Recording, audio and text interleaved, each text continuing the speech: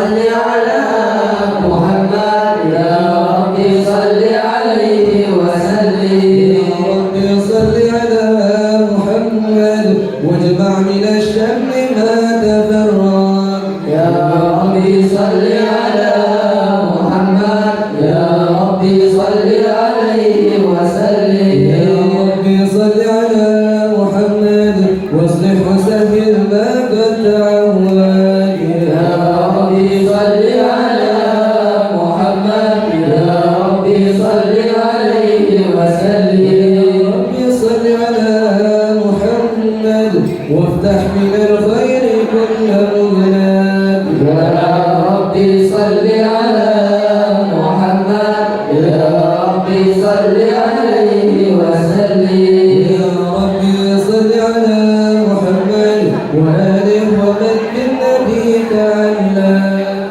يا ربي صل على محمد يا ربي صل عليه وسلم يا ربي صل على محمد وآله ومن للحبيب يعشق يا ربي صل على محمد يا ربي صل عليه وسلم يا ربي صل على محمد ومن بالحبل النبي توفى يا ربي صل على محمد يا ربي صل عليه وسلم يا ربي صل على محمد يا ربي صل عليه وسلم يا ربي صل على محمد يا ربي صل عليه وسلم اللهم صل وسلم وبارك عليه وعلى آله أعوذ بالله من الشيطان الرجيم بسم الله الرحمن الرحيم إنا فتحنا لك فتحا مبينا ليغفر لك الله ما تقدم من ذنبك وما تأخر ويتم نعمته عليك ويهديك صراطا مستقيما وينصرك الله نصرا عزيزا لقد جاءكم رسول من انفسكم عزيز عليه ما عنتم حريص عليكم بالمؤمنين رؤوف رحيم فإن تولوا فقل حسبي الله لا إله إلا هو عليه توكلت وهو رب العرش العظيم إن الله وملائكته يصلون على النبي يا أيها الذين آمنوا صلوا عليه وسلموا تسليما اللهم صل وسلم وبارك عليه صل وسلم وبارك عليه فحين قربا وأنوت هذا الحبيب أعلنت السماوات والأرض ومن فيهن بالترحيب وأمطار الجود الإلهي على أهل الوجود تفيد وألسنة الملائكة بالتبشير للعالمين تعيد سبحان الله الحمد لله ولا إله إلا الله والله أكبر الله الحمد لله ولا إله إلا الله والله أكبر سبحان الله والحمد لله ولا إله إلا الله والله أكبر قدرتك جمعت إلى هذا المسنون ليبرز نوره كاملا في عالم الظهور نورا فاق كل نور وأما فتحت الأمة على من أتم الله عليه النعمة من خواص الأمة أن يحضر عند وجهه أمة كنيسا لينام المسعود ومشاركة لها في هذا السمات الممدود فحضرت بتوفيق الله السيدة مريم والسيدة آسيا ومعهما من الحور العين من قسم الله له من الشرف بالقسمة الوافية فأدركت الذي رتب الله على خطوط وجود هذا المخلوق فانفلق صبح الكمال من النور العمود وبرز الحامل المحمود وإلى لله بالتعذيب والسجود صلى الله على محمد صلى الله عليه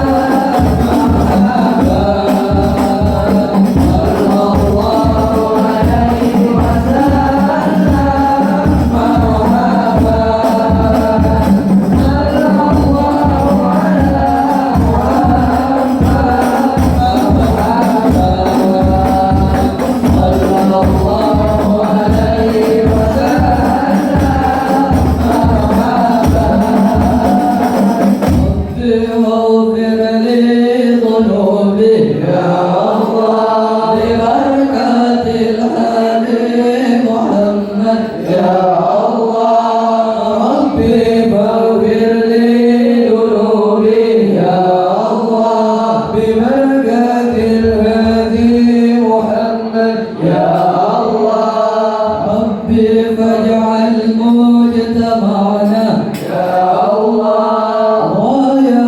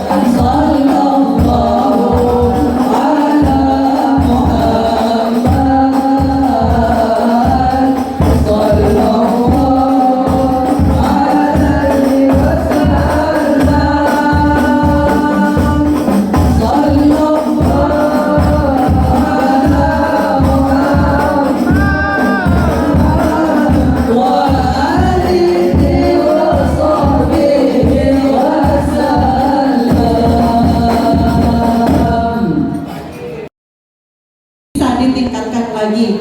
Demikian dari Ustadzah. Terima kasih kepada semua panitia yang sudah membantu terlaksananya kegiatan hari ini, dan kepada pengurus OSIS juga yang sudah banyak berkontribusi, serta tak lupa kepada tim hadrah yang sudah berlatih. Syukur alhamdulillah kita punya tim hadrah yang luar biasa. Mudah-mudahan keterampilan yang dipunya oleh mereka bisa bermanfaat saat kelak nanti. Terima kasih. Assalamualaikum warahmatullahi wabarakatuh.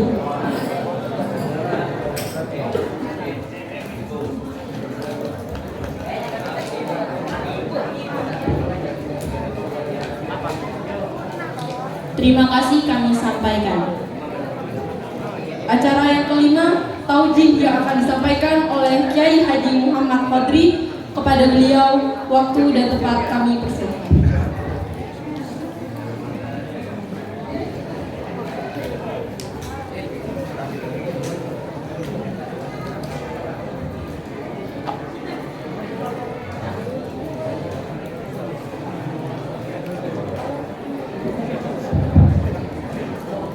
Assalamualaikum warahmatullahi wabarakatuh.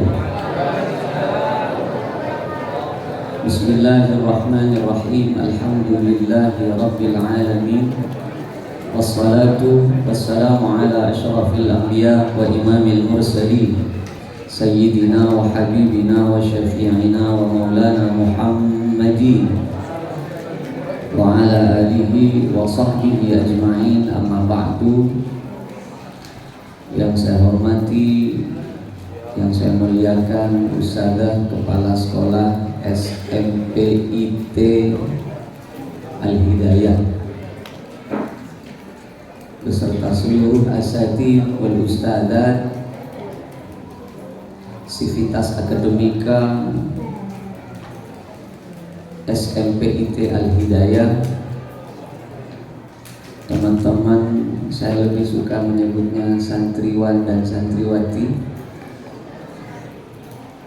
Semoga kita bersama akan mendapatkan barakah dari acara hari ini, dan semoga kita juga akan dipertemukan dalam keadaan yang berbahagia di surga Allah Subhanahu wa Ta'ala. Ada banyak teman dan kolega di sebelah kanan saya ini menjadi,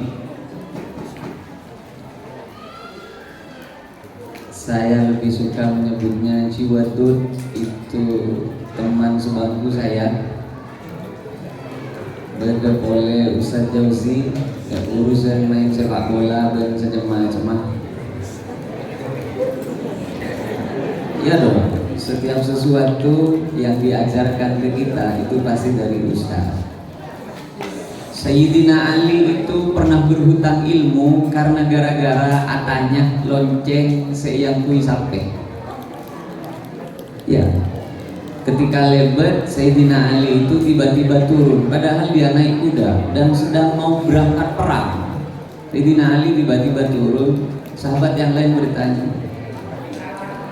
kenapa kok turun? Ali, saya sedang menghormati seseorang yang berjasa dalam hidup saya. Ternyata yang berjasa itu orang sempo benoreng tani seandainya di sini. Berjasa dalam hal apa? Dulu saya tidak pernah tahu longkalo nasapenya mana nongkrono. Tapi dia yang ngasih tahu bahwa itunya mana nongkrono bukan bel. Sampai pernah tahu gede sampai pakai kalung? Jangan sok tahu kalau nggak tahu, kalau enggak saja. Hanya sekedar itu. Teman-teman yang saya cinta sayangi, tidak banyak yang ingin saya sampaikan. Ada 2 poin saja yang penting kita dapatkan. Saya pikir 2 poin ini adalah salah satu cara Allah menyukseskan setiap orang. Bismillah, semoga kita akan termasuk orang yang sukses. Teman-teman sekalian, di dunia itu Ada hukum sebab akibat yang kalau kita dapatkan sebabnya, akibatnya pasti datang.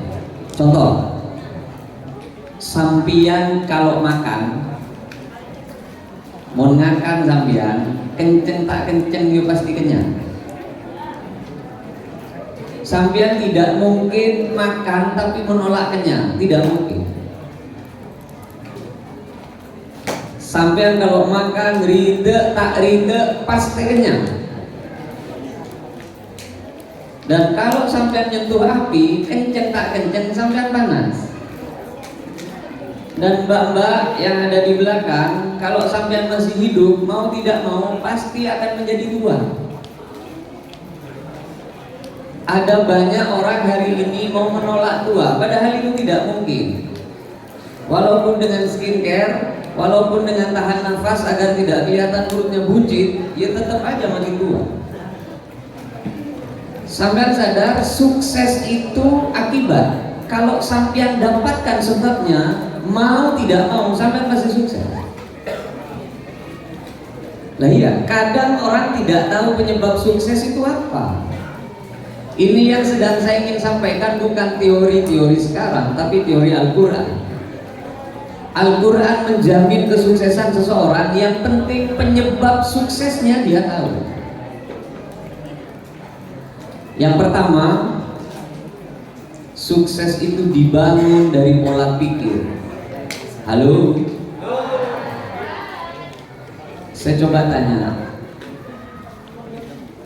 Setiap orang dilahirkan dengan mempunyai pik bagi yang sempurna ya. Perhatikan jari saya. Halo? Ada berapa jari tangan saya? Nah ini. Ada berapa jari tangan saya?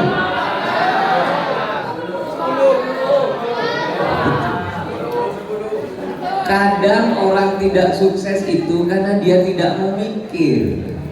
Apa yang dia lihat, dia telan mentah-mentah dan dia persepsikan sebagaimana yang dia mau. Ada berapa jempol tangan saya?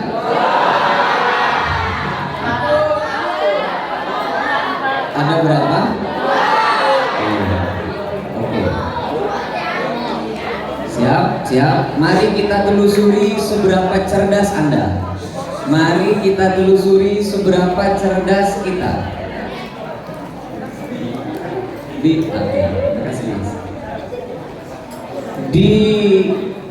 Dulu ketika saya masih belajar, ada teman saya dari Ohio.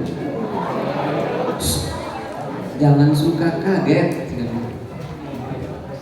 Jangan suka kaget. Kaget itu ciri-ciri orang bego.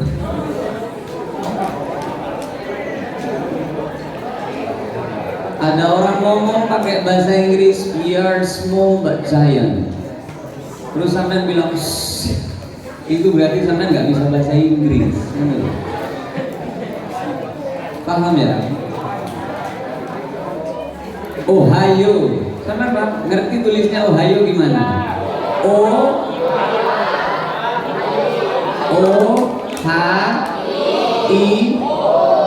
bacanya Ohio.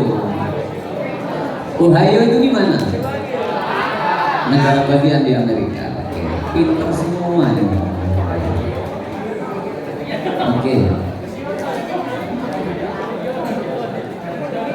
Teman saya itu cewek, namanya Anna Marie.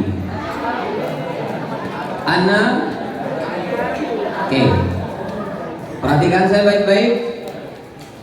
Anda pernah ketemu nggak dengan Anna? Saya yakin dalam pikiran Anda sudah tergambar seperti apa teman saya itu. Padahal sampai belum ketemu. Oke. Coba saya sebutkan satu nama saja. Saya sebutkan satu nama walaupun Anda nggak kenal. Saya sebut nama. Kok Agus lupa sih?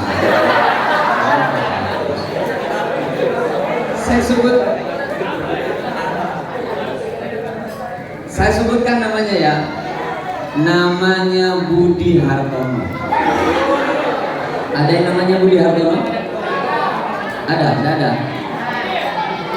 Oke, Anda memang tidak pernah ketemu, tapi pikiran Anda sudah pasti tergambar seperti apa Budi Hartono.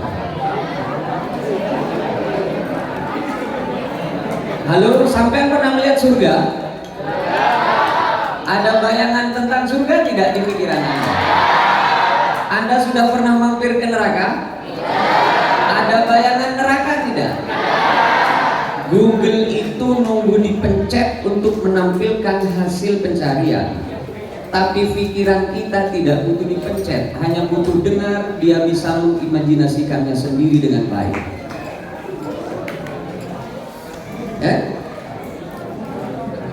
Anda paham maksud saya? Betapa cerdasnya kita, betapa cerdasnya Anda. Yang menghalangi kecerdasan kita, yang menghalangi kesuksesan kita, itu pikiran kita sendiri. Kalau Anda keliru berpikir, pikiran Anda tidak akan memperkenankan Anda untuk sukses. Contoh, Anda suka materi matematika? Itu makanya kenapa sampai nggak bisa matematika. Padahal matematika itu hal yang pasti, jawabannya tidak mungkin bisa ganda, cuma satu jawabannya. 6 tambah 5 berapa? 6 tambah 5 kok 1. 6 tambah 5 berapa? Tidak mungkin ada kemungkinan yang lain. 2 tambah 2 sama dengan berapa? Tidak mungkin ada kemungkinan yang lain. Jadi hal yang paling mudah sebetulnya matematika. Karena tidak ada kemungkinan yang lain. Hanya sampean tidak mau jelimet, nggak mau rumit dan nggak mau mikir. Itu aja.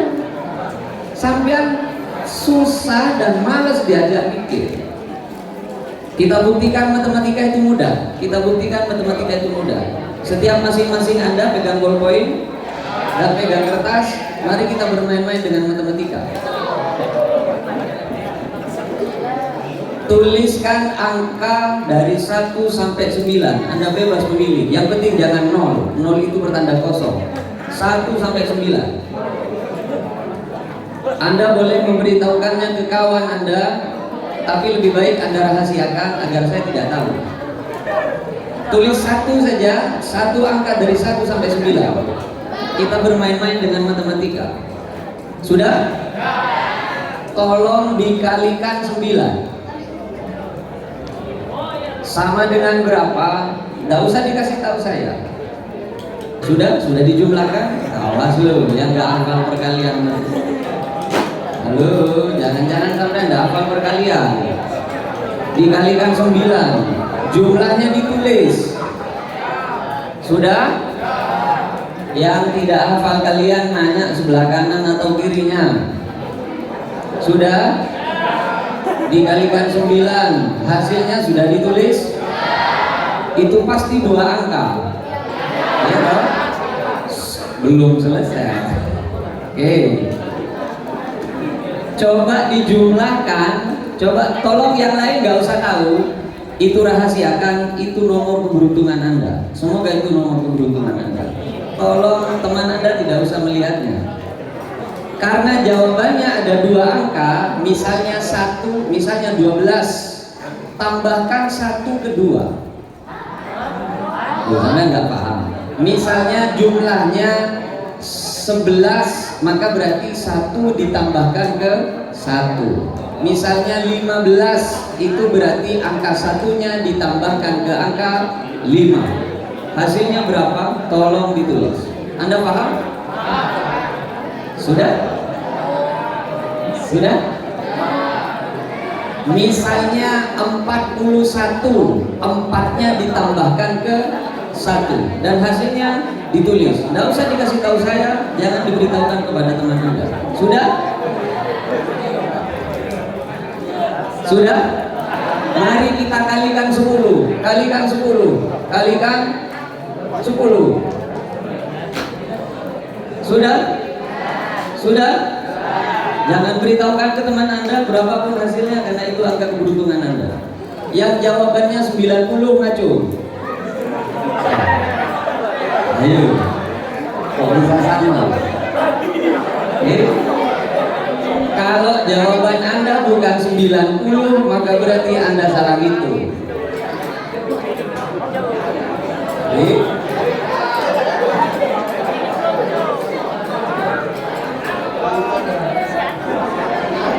Sudah?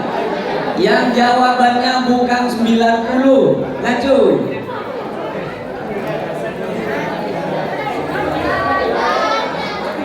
Tidak ada, matematika yang semudah itu. Jawabannya tidak mungkin ganda. Sepakat ya, jawabannya 90. Cuma yang buat matematika susah yuk cara berpikir Anda. Ini sebelum masuk Isra Mi'raj ya, nanti kita masuk pelan-pelan karena suasananya tidak terlalu kondusif. Oke. Kita lihat teman-teman bareng-bareng. Halo. Saya punya sedikit cerita orang yang kalau cara berpikirnya salah. Anda pernah dengar orang naik sepeda motor dengan knalpot brom yang nyaring itu? Anda senang atau enggak?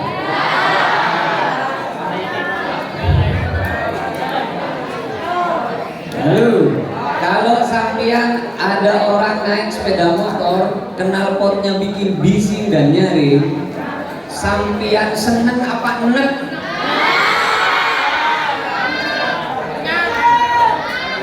Duh, ini loh. Anehnya yang naik sepeda motor itu justru dia merasa bahwa semua orang sedang memuji dia. Paham nggak maksud saya? Itu cara berpikir yang salah, bro. Halo? Tidak semua apa yang Anda persepsikan benar menurut persepsi Anda, itu benar menurut orang lain. Sampean ini kayak cocok kalau berpikir nanti sampean numpak sepeda motor, Anda pikir semua orang tepuk tangan dan kagum, padahal orang lain yang dengar itu enak. Paham maksud saya? Oke. Kita belum ke poin ya. Teman-teman yang saya hormati, ada banyak kesalahan orang berpikir sehingga pikirannya tidak pernah maju. Yang Anda lihat di depan ini, halo? Saya ngangkui songkok, ngangkui sarung, ngangkui baju warna putih ini anak orang tani yang tidak mampu. Apalagi bisa menjadi seperti apa yang Anda lihat, bisa pegang mic dan bisa berbicara dengan lancar menggunakan bahasa Indonesia.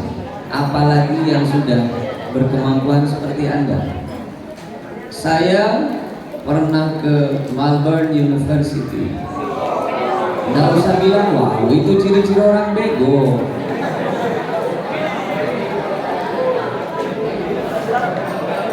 Saya pernah ke Leiden. Di mana Leiden? Belanda. Saya pernah ke Ohio University. Di mana itu? Amerika. Saya pernah ke Berlin University. Di mana itu? Di Jerman. Masa itu saja nggak apa. Dan saya ke sana bukan karena saya orang kaya, tapi karena saya tidak mau menyerah pada fakta. Masing-masing Anda dan masing-masing kita punya kemungkinan untuk mencapai apa yang kita inginkan. Yang penting kita percaya. Teman-teman yang saya hormati, yang paling beresiko adalah dulu ketika Anda belajar jalan. Itu paling beresiko. Pikiran sampean masih belum sepenuhnya dewasa, belum sempurna, dan cara memegang Anda belum sepenuhnya utuh, dan kekuatan badan Anda belum sepenuhnya kuat, tapi Anda berani mengambil resiko belajar jalan. Anda jatuh, bangkit lagi, jatuh, bangkit lagi. Akhirnya sampean bisa jalan. Seandainya dulu sampai jatuh kemudian tidak mau bangkit lagi, sampai sekarang sampai nggak mungkin bisa jalan. Kenapa? Karena dulu pikiran Anda belum pernah mengenal apa itu takut dan gagal. Tapi semakin menjadi dewasa, semakin banyak yang kita khawatirkan, akan timbul rasa takut yang berkepanjangan, seolah-olah ini akan gagal, seolah-olah ini akan gagal. Padahal seandainya sampai mau mencobanya terus-menerus, Anda akan menemukan jalan dari apa yang Anda cari. Yang parno, merasa khawatir dan takut dengan matematika, ngaco. Ada? Saya kasih solusinya. Halo? Ada? Bagus kalau begitu. Tidak ada ya? Senang semua matematika? Halo? Saya senang matematika. Halo? Senang matematika? Matematika itu nggak harus dihafal. Ngapain sampai ngafalin matematika? Karena angka tidak bisa dihafal. Yang senang bahasa Inggris, ngaco. Ya. Yang yakin bisa lancar berbahasa Inggris, ngaco. Yang yakin bisa lancar berbahasa Inggris, ngaco. Oh, cuma yakin ya. Yang sudah pasti bisa ngomong bahasa Inggris dan mau maju ke depan ngomong pakai bahasa Inggris, ngaco.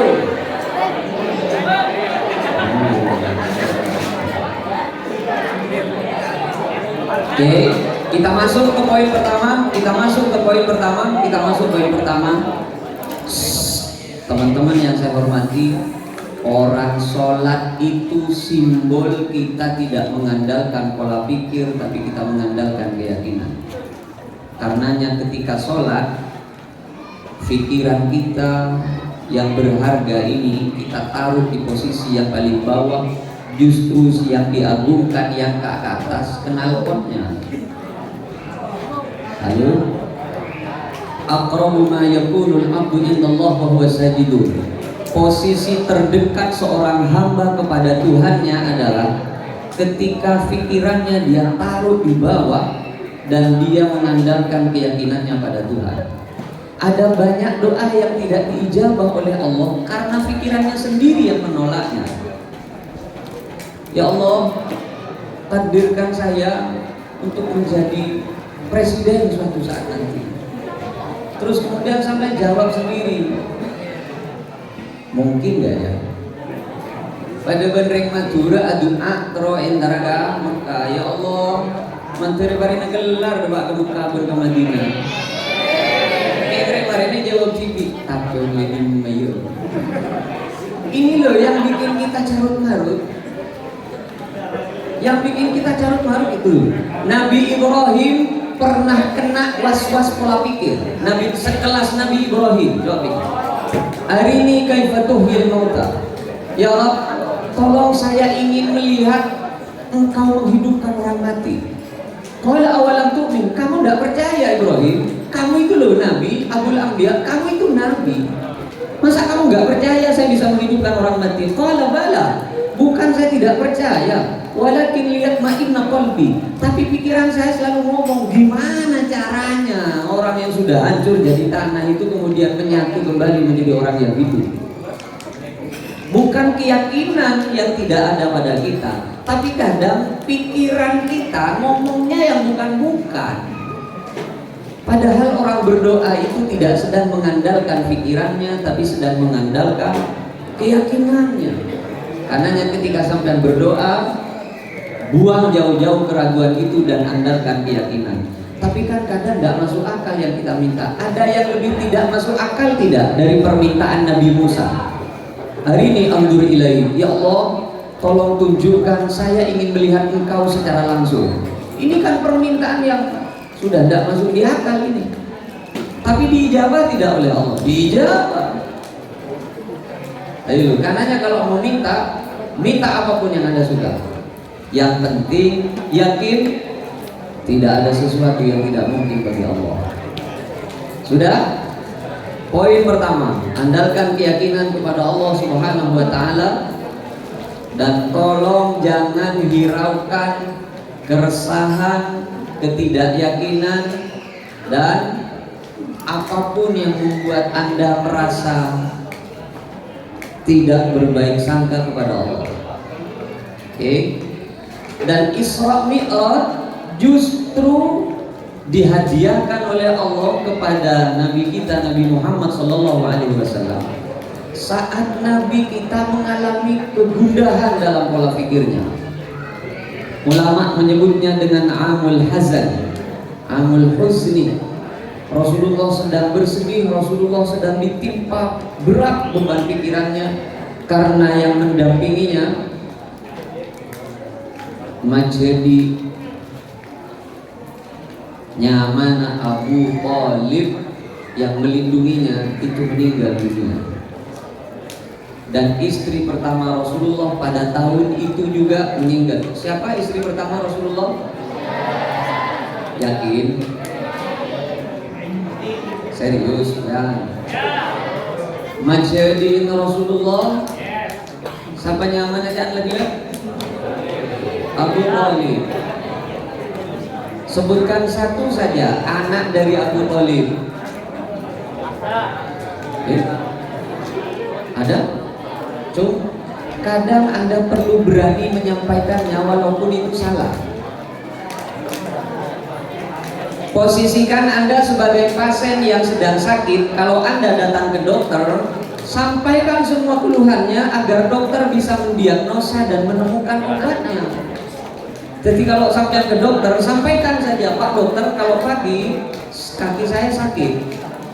Kalau sampai jam 9 siang sudah sampai ke lutut. Duhur naik ke pangkal paha. Asar sampai leher. Maghrib ngoncak ke di atas lembu-lembunan saya. Jadi semakin sampean jelas, semakin sampean memberitahukan apa yang menjadi keluhan Anda, dokter akan semakin mudah menemukan obatnya. Sama dengan Anda ketika belajar. Kalau Anda punya jawaban, jawabkan saja. Semakin Anda memberitahukan kesalahan Anda, guru Anda akan semakin menemukan jalan untuk memperbaiki Anda. Jangan takut dengan kesalahan. Tuh. Siap. Saya lihat nanti ya catatannya ya.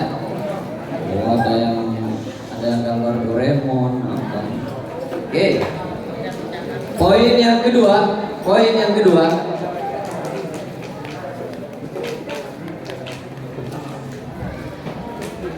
kalau saya tidak keliru ini surah An-Nahl ayat 97. Saya tidak hafal ayatnya. Coba saya tulis. Ya. Kalau saya tidak keliru ini An-Nahl ayat 97, karena saya bukan Ustaz Adi Hidayat yang hafal dengan tempat-tempatnya. Kalau saya tidak keliru An-Nahl ayat 97. A'udzubillahi minasyaitonirrajim. Man 'amila shalihan. Coba Anda tulis, siapa yang tahu Anda bisa tulis Arab apa enggak? Coba ditulis. Man 'amila shalihan. Man 'amila shalihan. Oh sudah ya, cuma nggak bisa nulis. Ya, sudah tulis saja. Pakai Arab ya. Man amila shalihan. Sudah? Oke, saya tunggu. Man amila shalihan.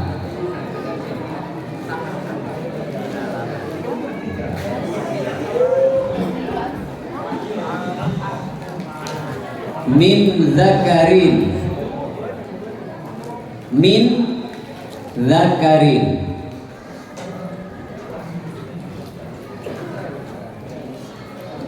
Sudah? Wa unsa. Cukup sampai situ aja tulisnya. Man amila salihan min zakarin wa unsa. Saya unsa. Coba saya begini. Ya nggak apa-apa. Biar nggak kelihatan bego. Nggak apa-apa. Al-Quran itu butuh pengikat. Pengikatnya harus selalu diulang-ulang. dan mengulang-ulang Al-Quran itu yang terbaik adalah ketika sholat. Oke, sudah. Man amila salihan min dzakarin aw untha.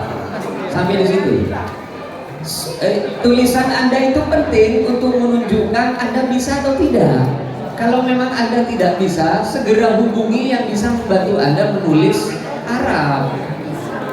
Maka berarti salah satu kekurangan Anda tidak bisa menulis Arab. Oke, man amila salihan min dzakarin aw untha. Oke. Saya lanjutkan tapi tanpa ditulis. Wa huwa mu'minun. Saya terjemahkan saja ya. Siapapun orangnya, yang penting amalnya saleh. Baik itu perempuan, baik itu laki-laki ataupun perempuan. Falanuhyiyannahu hayatan thayyibah. Saya jamin, lamnya di depan lam taukid, nunnya di depan nun taukid, maknanya pasti. Siapapun orangnya, baik laki-laki ataupun perempuan, kalau amalnya saleh, pasti saya buat hidupnya berkualitas. Pertanyaannya, saleh itu apa? Kita beri makna secara sederhana saja. Saleh itu adalah baik dan sesuai. Karenanya kalau ada orang bertengkar kemudian menjadi damai, namanya islah. Sudah menjadi sesuai lagi. Kadang begini loh, halo. Kadang orang sholat tapi dia tidak soleh. Ada orang sholat tapi tidak soleh. Perbuatan yang soleh ketika sholat sampai berdiri. Orang gatel para sholat boleh digaruk apa enggak?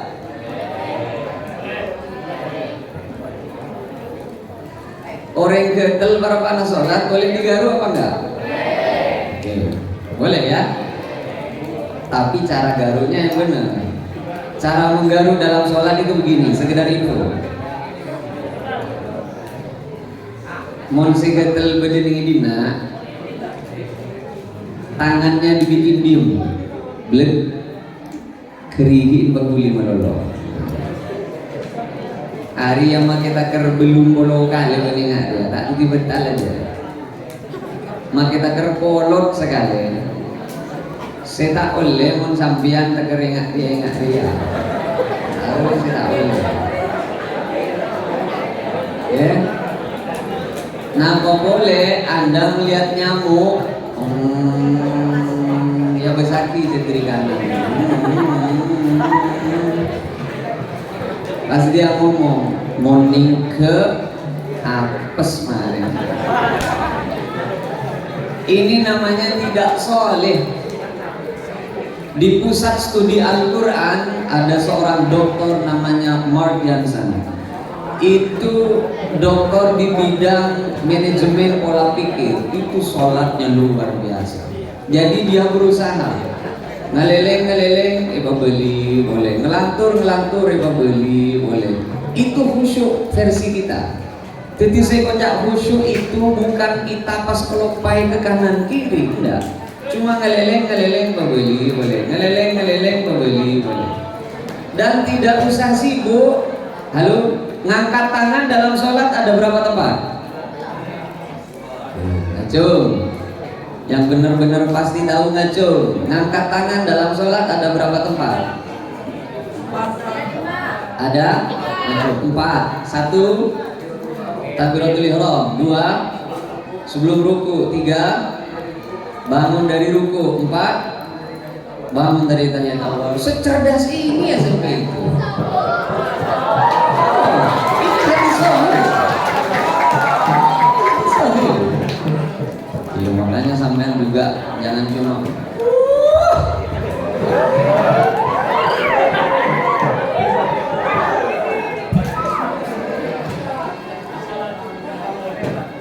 Anda tahu Ciri-ciri orang yang berkualitas itu tidak banyak omong tapi banyak aksinya.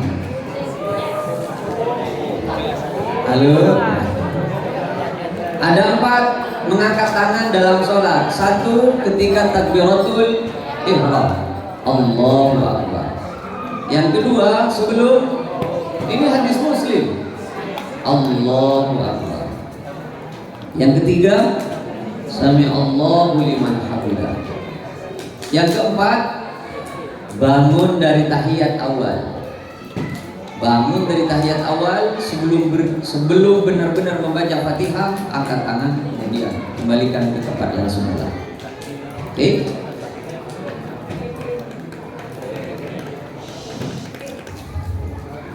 Kadang ada orang yang tidak beretika ketika sholat. Salah satu orang yang tidak beretika ketika sholat, contoh, dia sholat tapi tidak melihat tempat sujudnya. Dia melihat ke depan atau malah melihat ke atas. Melihat ke atas itu hukumnya haram dalam sholat. Hadisnya sahih riwayat Al-Bukhari. Melihat ke atas itu hukumnya haram. Orang sholat itu membuka mata atau menutup mata? Tapi aja buka mata atau menutup mata? Orang sholat itu membuka mata ya. Karena hadisnya memang begitu. Suatu ketika Rasulullah sholat dan ada malaikat Jibril memberitahukan Rasul, sepatu Rasulullah ada najisnya, tolong itu dibuka.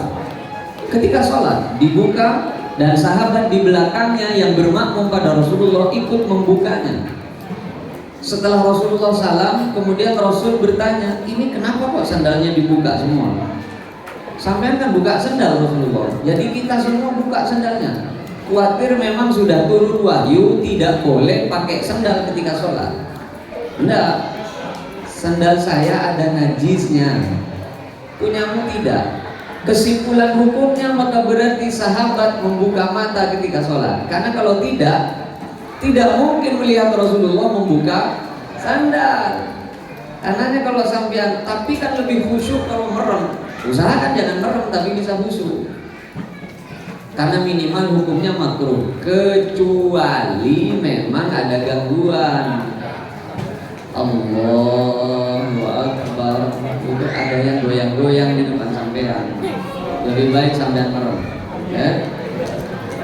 Atau sampean di masjid dimanapun di depan tapi ada tulisannya, termasuk yang begitu itu.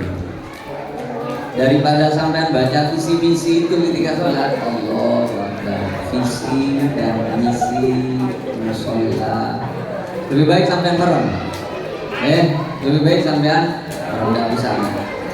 Kita masuk ke sholat. Yang terakhir, susah saya menyampaikannya ini karena memang tidak ada yang lebih penting dibandingkan dari akhlak. Akhlak itu termasuk sesuatu yang soleh. Tidak ada yang lebih penting dari akhlak. Teman-teman yang saya hormati, saya mendapatkan beasiswa pertama Madinah Fellowship tahun 2008 yang dikomandani oleh 15 orang terkaya di Indonesia. Dari 680.000 pendaftar di seluruh Indonesia, 680.000 itu akan diambil 61 orang saja. Dan yang memberikan beasiswa itu ada 15 orang dan cabangnya banyak. Salah satunya yang memberikan itu adalah Pak Hairul Tanjung. Sampai pernah kenal Pak Hairul Tanjung? Pernah dengar namanya Pak Hairul Tanjung?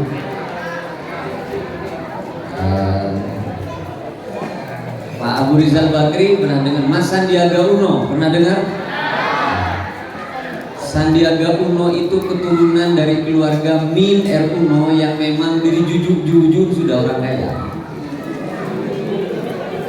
Dan Anda tahu, yang dinilai itu justru bukan kemampuan, kecerdasan dan pola pikir, enggak. ada beratus ribu orang itu cuma diperintahkan untuk melakukan 3 hal. Satu, duduk. Yang kedua, makan. Yang ketiga, sholat. Dan kita tidak pernah tahu bahwa ternyata yang dinilai justru itunya. Ada banyak tes-tesannya. Ada tes administrasi, ada tes bertemu langsung, wawancara. Ternyata itu bukan bagian dari penilaian. Cuma disuruh duduk. Silakan duduk para peserta sekalian. Seleksi Jawa Timur ada di Inna Simpang, Hotel Surabaya. Suruh duduk, itu ada belasan orang, ada beberapa orang karena seleksinya masing-masing. Dan setelah ada yang lulus 61 orang itu kemudian disampaikan di sisi mana saja kenapa Anda lulus. Dari 685.000 diambil 61 orang. Esrotoju perak. Ada yang lain yang berpikir ya sudah duduk ya duduk aja. Boleh sambil bercerita, boleh yang begini, boleh sambil jaga-jaga. Ada yang nyon semua ngajak kenalan karena mungkin dia sedikit suka. Apa segala macam. Mohon maaf. Ada yang cara duduknya nyon semua. Ada yang cara duduknya begini. Dan ada yang nyon semua duduknya kakinya diangkat semua di kursi. Satu. Kemudian yang kedua, cara makan juga dinilai. Yang ketiga, cara sholat. Dan itu disampaikan ketika 61 orang itu sudah lulus. Mas Sandi bilangnya begini, saya tidak perlu tahu Anda itu cerdas atau tidak. Dan tidak penting buat saya Anda itu pintar matematika atau enggak, bisa bahasa Inggris atau enggak. Dan tidak penting juga buat saya sampean itu keturunan siapa. Yang terpenting kalau Anda bisa mengondisikan badan Anda untuk duduk sesuai dengan cara duduknya, makan sesuai dengan cara makannya, itu pertanda bahwa Anda sudah bisa menguasai diri Anda sendiri. Kalau Anda tidak bisa menguasai diri Anda sendiri, tidak mungkin Anda bisa menguasai di sekitar Anda. Anda mungkin akan melakukan korupsi suatu saat nanti. Anda mungkin akan melakukan kecurangan suatu saat nanti. Anda mungkin menyontek, Anda mungkin nguping, Anda mungkin searching. Tapi posisi dan kelakuan Anda menunjukkan seberapa Anda dewasa. Karenanya teman-teman, semoga ini bisa menjadi pelajaran buat kita. Semoga ini bisa menjadi pelajaran. Ciri-ciri orang yang berkualitas adalah dia mampu mengondisikan dirinya sesuai dengan apa yang diharapkan oleh sekelilingnya. Nah, teman-teman yang saya hormati, saya pikir sudah lebih dari cukup apa yang saya sampaikan. Lebih sangat saya mau saya padahal niatnya tadi 40 menit, 20 menit ditambah dengan beberapa menit lagi sedikit canda tawa. Tapi karena suasananya sudah mulai kondusif dan sampean sudah sibuk dengan tulisan Anda masing-masing, saya kok jadi lupa jam. Ada berapa poin yang saya sampaikan? Ada berapa jari tangan saya? Oke. Ada berapa mengangkat tangan dalam sholat? Oke. Ada berapa jumlah rakaat dalam sehari semalam? Siapa teman saya yang dari Ohio? Dan mencatat dengan baik. Saya punya seorang doktor di pusat studi Al-Quran, namanya saya pikir Anda sedang menulis sesuatu yang tidak penting, tapi justru Anda menulisnya dengan baik. Terima kasih karena Anda sudah mau menulis dan mau menemani saya untuk sekedar curhat. Semoga kelak Anda akan menjadi bagian dari kesuksesan di negeri ini. Semoga kelak Anda menjadi kebahagiaan bagi orang tua Anda. Semoga ilmu yang kita dapatkan akan menjadi ilmu yang barakah. Amin, Allahumma amin. Kurang lebihnya mohon maaf. Assalamualaikum warahmatullahi wabarakatuh.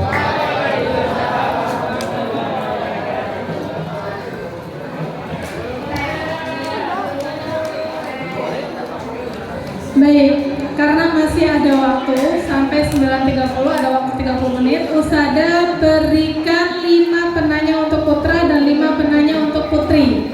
Boleh bertanya apa saja tentang Isra Mi'raj, tentang sholat dan lain sebagainya. Apapun, yang penting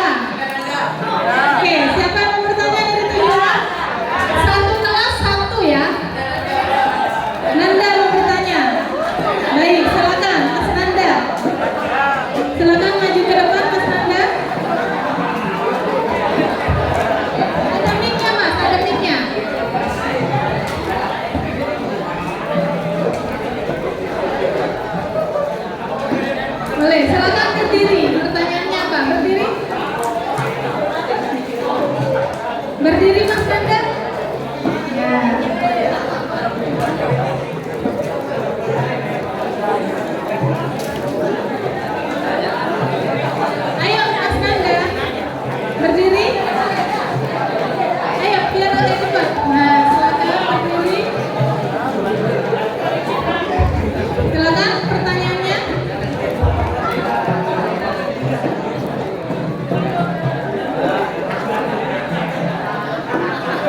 Yang kelas lain persiapkan satu pertanyaan ya. Silakan Mas.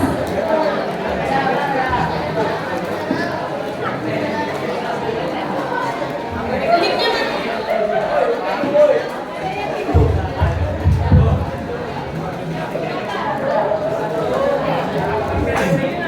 Yang lain mohon tenang ya. Ya, silakan. Assalamualaikum warahmatullahi wabarakatuh. Waalaikumsalam warahmatullahi wabarakatuh. Bagaimana sifat Nabi Muhammad? Bagaimana sikap Nabi Muhammad? Ya, terus ketika Isra Mi'raj. Ini langsung dijawab biar tidak lupa ya.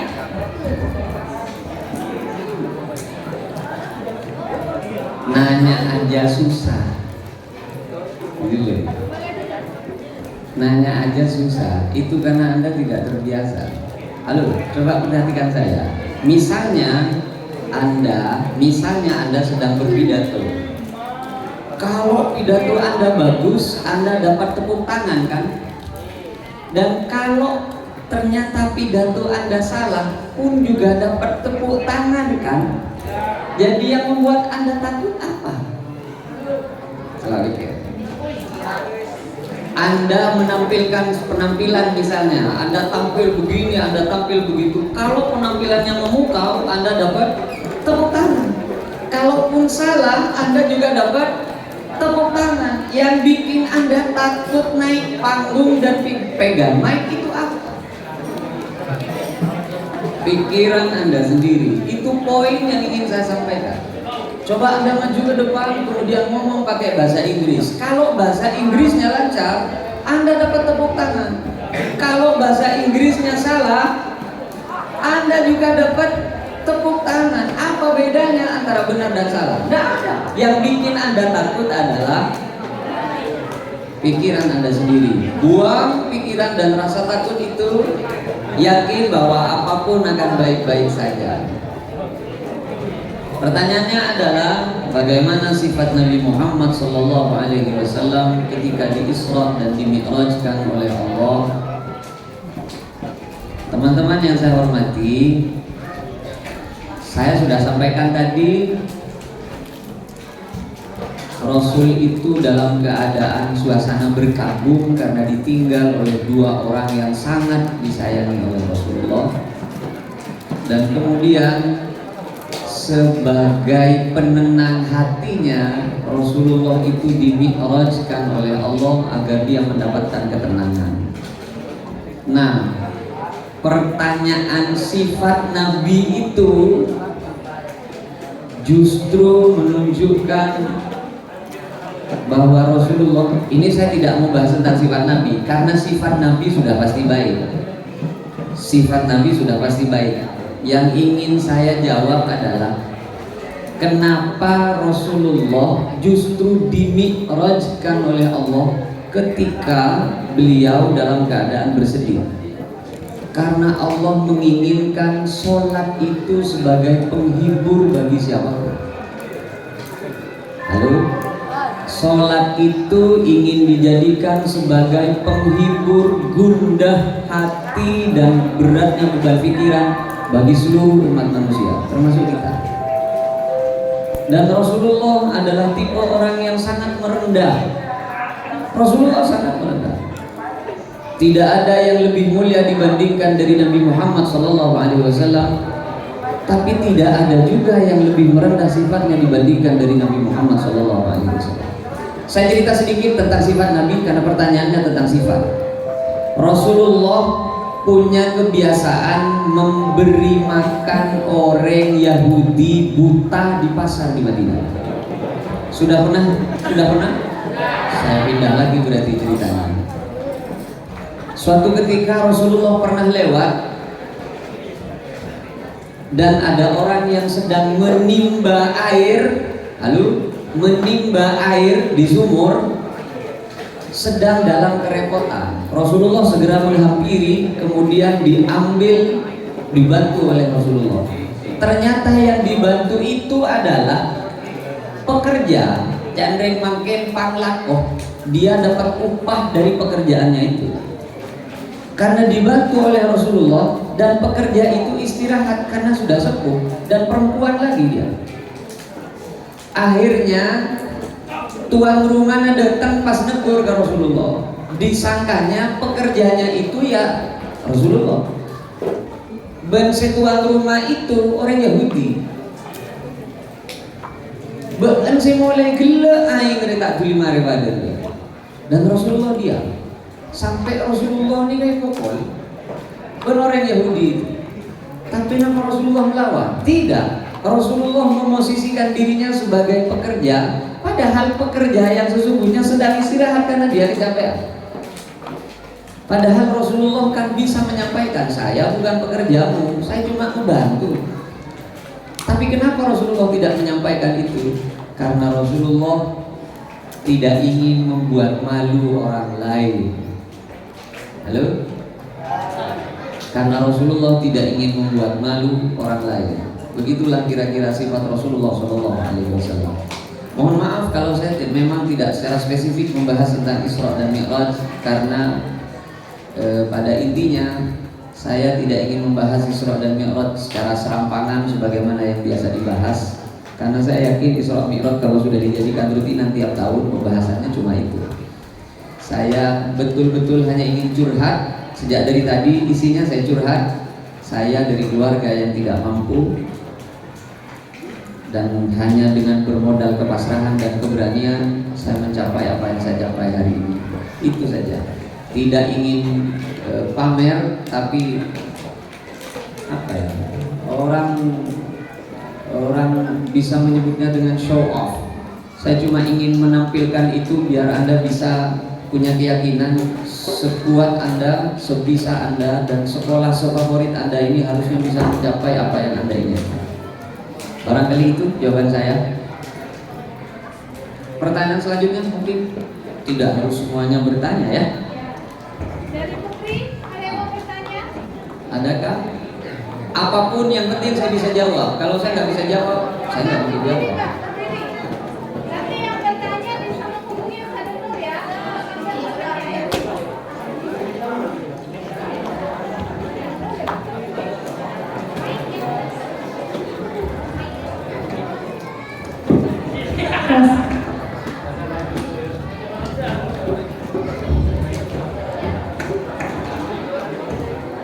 Assalamualaikum warahmatullahi wabarakatuh. Ustaz, izin bertanya, apakah Isra Mi'raj boleh dirayakan? Karena saya pernah mendengar bahwa boleh dirayakan, tetapi sebagian orang mengatakan bahwa Isra Mi'raj tidak boleh dirayakan. Siap. Assalamualaikum warahmatullahi wabarakatuh. Waalaikumsalam. Pertanyaan yang bagus.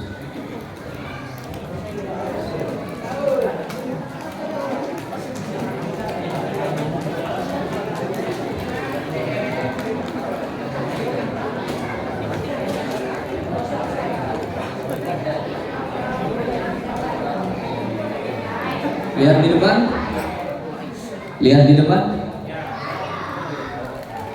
Separuh kosong apa separuh berisi?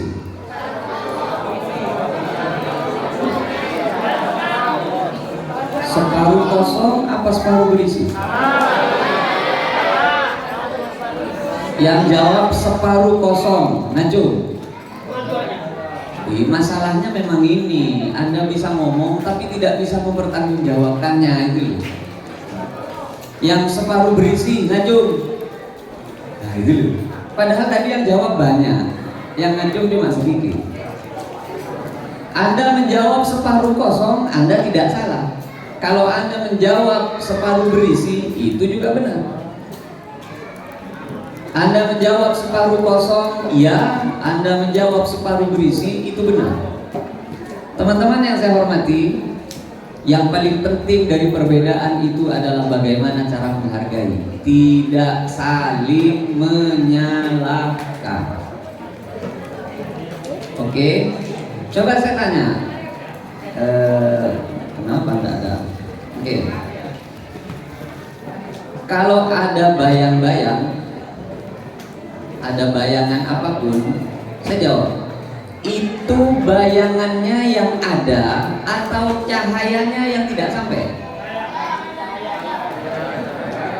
Bayangannya yang ada atau cahayanya yang tidak sampai? Ya, terserah, Anda bisa menjawab apapun. Kalau sampai nanya bisa tidak Isra Mi'raj dirayakan, saya secara pribadi menganggapnya boleh dan perlu dirayakan untuk mengingat betapa sholat itu betul-betul penting, untuk mengingat betapa sholat itu menjadi solusi bagi kehidupan kita. Kalaupun ada orang yang menganggap bahwa Isra Mi'raj tidak boleh dirayakan, itu pendapat mereka. Yang penting atau karan. Yang penting jangan saling menyalahkan. Puasa, lebaran, terserah. Sampean mau puasa tanggal sekian, yang penting sudah masuk bulan puasa. Atau karan kolena apa dan macam-macam. Halo? Saya pengen menjawabnya secara ilmiah, tapi saya khawatir sampean malah makin jumut. Saya pengen menjawabnya secara ilmiah. Ada jawabannya secara ilmiah ada, tapi kalau saya jelaskan sampean malah makin ngantuk jadinya. Saya ini berusaha menyesuaikan diri untuk berhadapan dengan teman-teman yang pola pikirnya masih betul-betul polos, sedikit betul-betul pengen. Halo, ciri-ciri anak kecil itu sukanya nyanyi. Semua materinya dibuat nyanyi. Saya pikir SMP itu di sana. Pas masuk di gang ternyata ada orang nyanyi-nyanyi. Yuk kita mulai, bismillah. Saya pikir SMP kok nyanyi-nyanyi. Ternyata bukan, yang di sana itu PAUD. Ya kan PAUD kan di sana kan. Saya khawatir pas nyampe, tanya Ki ke Ciwadud. Kelihatan saya parkir di kiri loh. Wah, ada yang nyanyi-nyanyi. Susah nih, saya nggak terlalu bisa nyanyi. Masa? Ternyata enggak. Ciri-ciri Anda itu masih pola pikirnya agak sedikit kekanak-kanakan, semuanya harus dinyanyikan. Contoh, Jibril pembawa wahyu, Mikail pembawa. Kalau tidak dinyanyikan sampai tidak hafal. Ada 25 nama-nama nabi yang disepakati di dalam Al-Quran dan hadis harus kita ketahui. Kalau Anda bisa menyebutkannya tanpa dilakukan, Anda mulai dewasa. Tapi kalau Anda harus tetap nyanyi, Adam, Idris, Nuh, Hud, Soleh. Coba tidak dilakukan. Coba tidak dilakukan. Adam, Idris,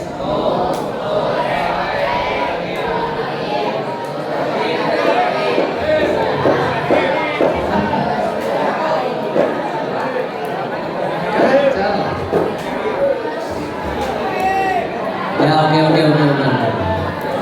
Yang kedua, ciri bahwa pikir sampean kinakana, ciri bahwa pikir sampean kinakana, kalau hal yang main-main itu dibawa serius. Kalau hal serius, bawaannya pengen main-main. Ciri bahwa pikir sampean tidak dewasa. Soro mengerjakan hal yang serius, Anda maunya main-main. Kalau hal yang berbau permainan, sampean bawa serius. Contoh, sampean main bola, pakai sepatu, nendang lopot kap balap, ternyata tepak ke botok, jegler, lokah, sampean bertindak, lanjut, seolah-olah itu betul-betul serius dan butuh perjuangan. Padahal harusnya sampean berhenti. Mon jaga jangan ini serius, tapi mon serius, sekolah, belajar. Harus biasa nama jangkem yang ada di dulu. Saya paling bahaya mun lah nama jangkem duga aja nggak. Aroma kayak beri bayi nggak ya? Harus tak gini nggak apa aja. Candring majureng. Orang ngeberak sejuk toju, orang ngeling-ngeling. Aro berak bedeu, nah penampakannya saja yang di situ, ruhnya entah kemana. Siapa yang bisa tidur tanpa ngelamun? Ayo. Usia seperti Anda ini masih usia melamun dan segala macam, bebek, kaki segala macam. Oke. Terima kasih pertanyaannya, tadi bagus. Sekali lagi ingin saya sampaikan secara ilmiah, tapi saya tidak yakin sampean bisa memahaminya dengan baik. Itu pertanyaan yang sangat ilmiah itu tadi itu. Semoga jawaban saya, walaupun tidak masuk akal, bisa menjadi jawaban yang utuh dan bisa dipahami dengan baik. Saya pikir cukup. Mohon maaf kalau saya tidak beraturan karena baru sekarang. Betul, saya baru sekarang berhadapan dengan teman-teman SMP. Sebelum ini saya gagal. Pertama kali saya berhadapan dengan teman-teman SMP menyampaikan tentang masalah Isra Mi'raj yang saya pikir sedikit kondusif. Ya ini. Sebelumnya saya gagal. Padahal ke Pak Ciwadud saya tidak yakin saya bisa menyampaikannya dengan baik. Tapi alhamdulillah SMPIT memang layak menjadi sekolah favorit. Bismillah, semoga menjadi sekolah andalan dan saya pikir cukup, Ustazah ya, sampai di sini. Ingat kalau ketemu saya, tolong saya disapa ya, ditegur. Halo bro, tidak apa-apa. Sombong mereng, saya perbaiki. Tidak apa-apa. Saya mengingat Anda tidak mungkin karena Anda terlalu banyak. Kalau Anda ingat saya, barangkali itu mungkin. Sekian, assalamualaikum warahmatullahi wabarakatuh.